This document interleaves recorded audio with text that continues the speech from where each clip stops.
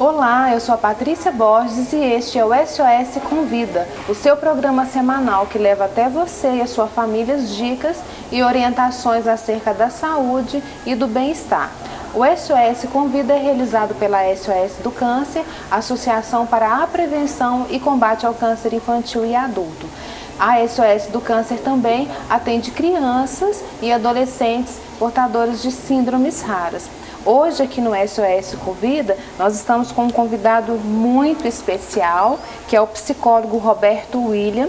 Ele é psicólogo na clínica existencial e também ele é pós-graduado em PSI hospitalar, é isso mesmo? Psicologia hospitalar. Psicologia hospitalar, desculpa.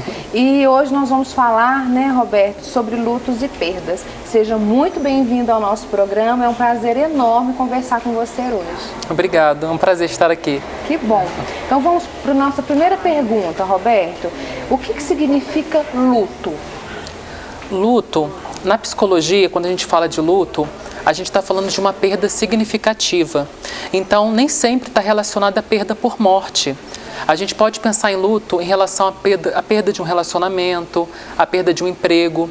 É aquilo que é muito difícil de elaborar, que gera um processo de luto.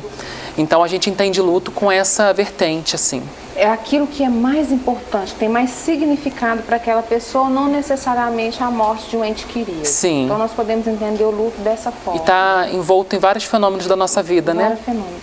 E quais são, você acabou de falar agora, quais são os tipos de luto? Você falou que é a perda de um emprego, às vezes a perda de um relacionamento. Tem algum outro que você gostaria de destacar que é mais evidente ali no seu consultório? Eu vou elencar um pouco sobre essas questões das perdas e alguns tipos de ramificações que a gente nomeia. Tá. Por exemplo, a gente pode pensar no luto não reconhecido. Por exemplo, o luto por um relacionamento. Muitas vezes as pessoas não autorizam, né, que a pessoa possa vivenciar aquela perda, desse rompimento. Existe uma perda da mãe, né, com o feto. Também é um tipo de perda não autorizada, que a gente fala também. Não autorizada e não reconhecida. Não autorizada pela própria pessoa que sente? Pelas pessoas ao redor. Ou pelas as pessoas ao redor. A sociedade não autoriza aquela pessoa ter aquele sofrimento. Sim. Sentir aquele luto. E é uma vivência de luto, porque ela exige elaboração, né? Tem um luto antecipatório, que é um luto muito comum quando a gente fala de cuidados paliativos, né? Quando a pessoa já está vivenciando a finitude mais próxima e ela já está sentindo os efeitos de um luto antes mesmo propriamente da morte. Roberto, quais são os sentimentos que uma pessoa vivencia diante de uma perda?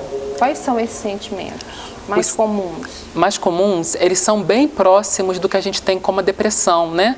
Então, é tristeza profunda, apatia, né? A pessoa fica muito chorosa, então a pessoa realmente perde o sentido, né? Tem muito a ver, isso é de forma muito subjetiva também, né? Cada um vivencia de uma forma, mas esses sentimentos eles são mais comuns, né? Da pessoa ter uma tristeza muito grande, de um apego muito grande, né? Perder as atividades do dia, perder as tarefas do cotidiano. Então, é um cuidado que a gente tem que ter de respeitar esse processo, que é natural e é muito subjetivo. E pode chegar no contexto de a pessoa perder, assim, a vontade de cuidar de si, de não fazer aquela higiene, de não tomar banho, de não comer, de ficar ali no processo como se ela tivesse, como se fosse esse sofá. Pode chegar nesse nível? É um tipo de dor que é difícil mensurar, mas a gente pode afirmar que sim. Pode afirmar que e é um dos tipos de luto que a gente trabalha, que é o luto complicado. O luto complicado é aquele que se estende por muito mais tempo.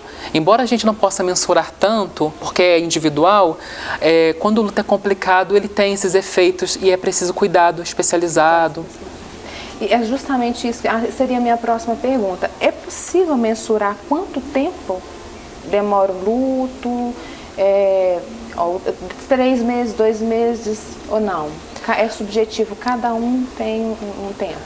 A gente tenta não mensurar tanto, mas é claro, né, que se o luto se estende por anos, né, quando a gente fala muitos meses e até anos, claro que está sendo um luto complicado, que aí precisa de ajuda terapêutica, né, para a gente trabalhar isso, para que as fases desse luto possam transitar melhor.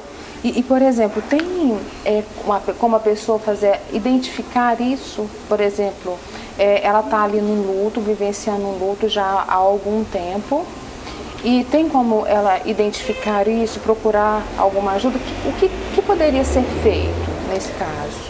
A gente tem Nesse complicado? A gente fala complicado porque o luto é natural, né? Então, o complicado é esse mais agravado. Esse mais agravado, que leva, como você disse, quase 1 ano, 2 anos, isso. e a pessoa não sai dali, daquela condição, né? A psicoterapia é uma saída, né? Os profissionais da psicologia já têm esse preparo, né? A maioria deles em relação ao luto mesmo, específico, e as suas implicações. Então, ela pode buscar ajuda terapêutica. Pode buscar ajuda terapêutica. Sim. E qual que seria a diferença do luto vivenciado por parentes que conviviam com uma pessoa com doença para aqueles que perderam um ente querido de uma forma bem repentina, Roberto? Porque quando a pessoa já está doente, como você disse, do cuidado paliativo, a gente meio que já espera a morte daquele ente querido. Mas como é de uma forma abrupta, que ninguém está esperando, né? Eu gostaria que você falasse um pouco sobre isso, a diferença. Então, como uma doença, né, quando a pessoa está vivenciando um luto, pela doença, né, que a gente citou, o luto antecipatório, existe uma carga de sofrimento, mas que vai sendo dosado a cada dia. É um sofrimento vivenciado no luto, mas ele tem um processo assim mais ameno, vamos pensar, em comparação à perda abrupta.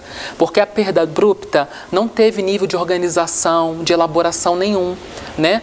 No luto antecipatório, eu não digo que todo mundo consegue lidar bem, mas as pessoas já têm essa visão, né, essa iminência, né, da questão da morte mais presente. Agora, a perda abrupta, ela gera uma desorganização subjetiva, ela exige um cuidado muito maior, porque é um choque, né? Muito grande.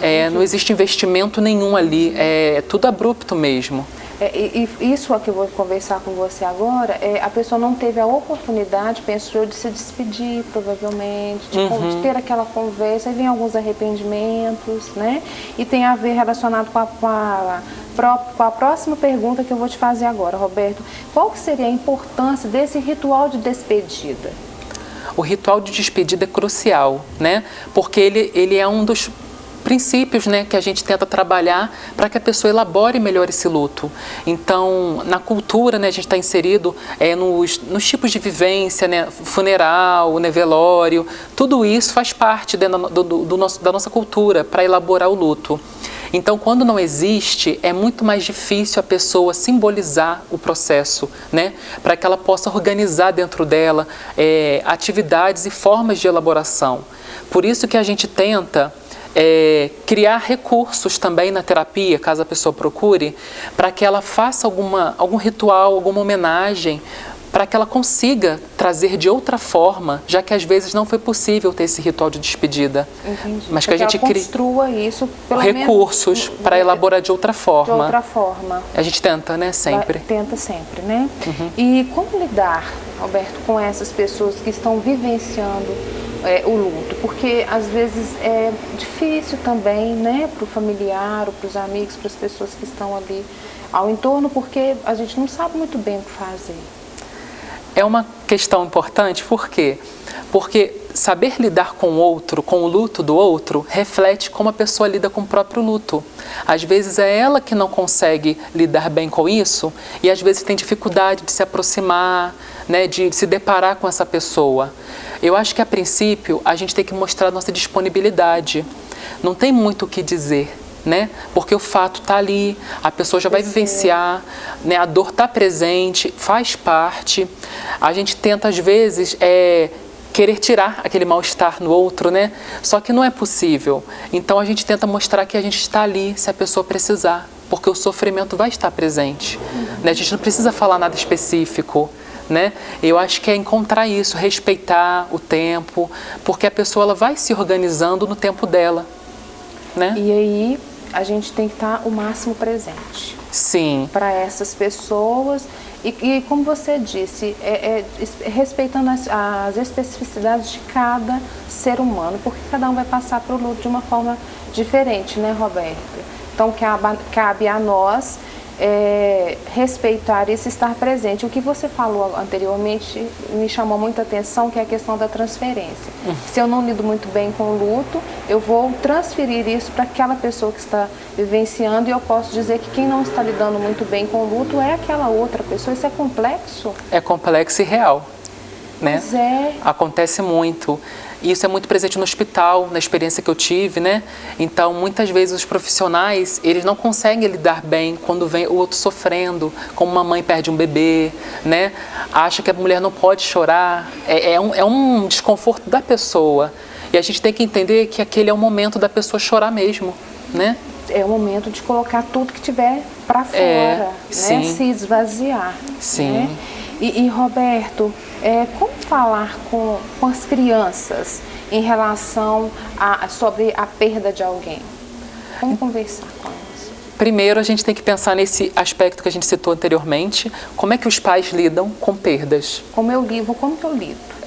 Para eu saber como eu vou me posicionar com a criança. Porque às vezes eu estou poupando a criança porque eu não consigo lidar. Então eu não consigo nem apresentar para ela aquela realidade. E a gente tem que lembrar que criança, ela tem uma percepção apurada. A criança percebe o que está acontecendo. A gente não pode negar, né, a participação dela nesse processo de luto, que a gente possa dialogar, claro, respeitando a fase que ela está, mas de forma muito sincera, para que ela se aproprie, ela entenda esses processos da vida. Porque quando a gente estuda luto, a gente espera que a sociedade cada vez mais compreenda esse fenômeno, que vai acontecer com todo mundo, né? A nossa finitude. Então, que as crianças, com muito cuidado, os pais avaliem como eles estão lidando, para aí sim eles saberem orientar. Conversar com a criança. Essa criança. E você acha prudente levar a criança a um velório, por exemplo? Aí o pai e a mãe tem que sentir como a criança reage, né? Ver se ela vai se sentir bem, né? Porque normalmente não tem problema. Se ele vê que a criança está tranquila, né? Isso vai muito dos pais, como eles lidam. Porque aí a criança vai se apropriando com calma, né? Eles vendo como o filho reage, se o filho vai se sentir bem. Eu digo bem não, porque velório é um lugar difícil. Mas pelo menos se ele vai perceber, vai ser saudável, melhor, vai ser de forma saudável. Não vai ser negativo. E o principal é não mentir, porque tem gente que conta, virou uma estrelinha, viajou, aí essa pessoa não vai voltar nunca mais, ela vai ficar só viajando. E a criança é literal, né? Se fala que viajou, volta. Você virou uma estrelinha, ela vai olhar para o céu, ela tá lá. Qual estrelinha, né? Qual que é? Então, nunca mentir, né? Eu acredito que independente de como a gente lida com o luto, é bom não mentir nunca. E crianças, se elas forem desenvolvendo isso já na infância, isso ajuda muito no futuro. Na fase adulta. Que elas vão compreendendo, elaborando já as facticidades da vida. Isso é verdade. E como encontrar formas, Roberto, de lidar melhor com o luto na pandemia? Porque agora até essa questão, né, do luto, da questão do velório, da questão da despedida, ficou mais complicada. Eu percebo, sim, né? Porque a gente teve... Aí entra aquela questão da perda abrupta, que é da pandemia, a gente pode pensar. Pode. Então, o ritual de despedida, né, foi difícil para ser feito. Ele foi meio que quebrado. Rompido, né? O que a gente espera que aconteça. Então, entra muito aquela questão. Já que não foi possível, né, exercer e fazer o ritual de despedida do jeito que a gente gostaria, que a gente crie estratégias da pessoa estar presente, né, fazer homenagens. A perda não precisa ser só sofrida, né, que a gente possa transformá-la em saudade. E isso vai organizando na pessoa, né, até nas festas, que eu acho que é um tema muito importante, as festas familiares, que são aquilo que emana muito o sentimento, né, da saudade. Porque às vezes as pessoas que foram perdidas eram pilares na família. E às vezes foram perdidas, como você falou, em festa, às vezes foi perdido no momento, por exemplo, num 31, no final do ano. Natal. Então aquela data fica sofrida, fica difícil. E você falou de festa, então é bom comemorar essas datas, lembrando da pessoa não com dor, mas com saudades, o prato favorito dela, que alegria, eu gostava de contar isso. Isso, né? Estratégias para a gente melhorar, né? E Roberto, vivenciar uma perda é sempre algo muito difícil, como nós acabamos de falar. O que você pode deixar de orientação para as pessoas que estão passando agora por esse momento? Eu gostaria que você falasse um pouco mais para quem está em casa, quem está passando por esse momento de luto, de perda. Eu acho importante que essas pessoas, elas deixem fluir naturalmente o processo dentro delas, né? Que elas possam elaborar isso e que busquem recursos para transformar aquilo, né, a pessoa que foi perdida, num processo de saudade. Então, é deixar fluir naturalmente dentro delas, né? Fazer aos poucos atividades prazerosas, tentar buscar recursos no que ela tem de possibilidade, né? Porque uma pessoa que está vivenciando luto, ela também uma pessoa próxima a ela também está perdendo ela quando ela está assim, né? Então ela pensar nisso também, que ela também está sendo perdida se ela se fechar muito nesse mundo. Eu digo isso para a pessoa que não chegar no nível de um luto complicado, né? A gente tem que ter um cuidado bem com isso, permitir, né? Mas também não deixar que fique complicado. Então que a pessoa pense, às vezes perdeu um filho, mas às vezes ela é mãe de outros filhos, então os filhos também precisam dela. Então é um processo muito subjetivo, mas que as pessoas fiquem atentos. Como é que isso está caminhando? Isso.